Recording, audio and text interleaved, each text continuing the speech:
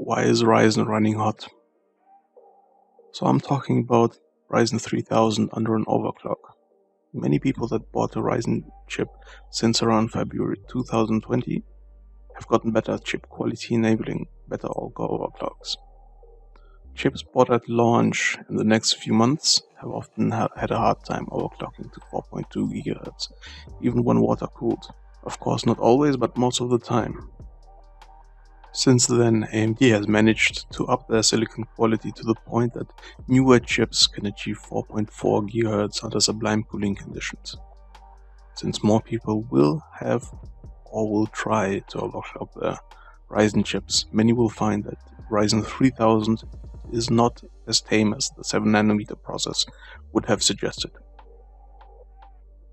In this video I would like to go over some points I think will help you in this endeavor and explain where I see Ryzen's heaty nature. So let's try to pinpoint the weakest link in the cooling chain. Typically an overclocked Ryzen should give around 11 to 13 watts TDP per core that's overclocked and under load, plus around 10 watts for the I/O chip.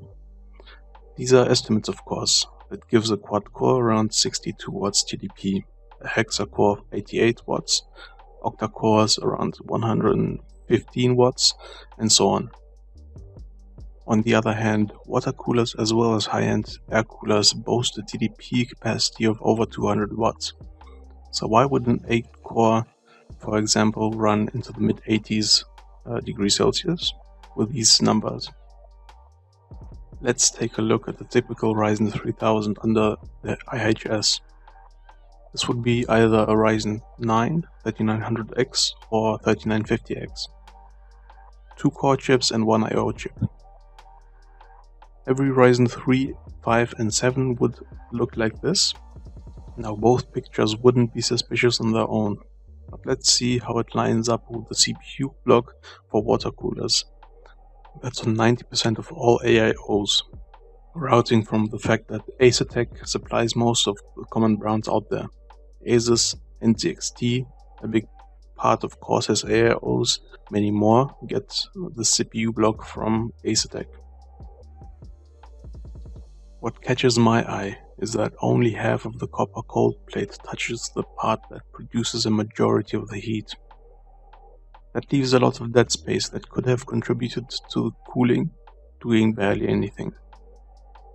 As heat transfers based on surface area, and half of it is doing a fraction of what it's capable of, that concludes to me insufficient design. I'm not saying don't buy these products. I have one cooling my 3800X and it's working.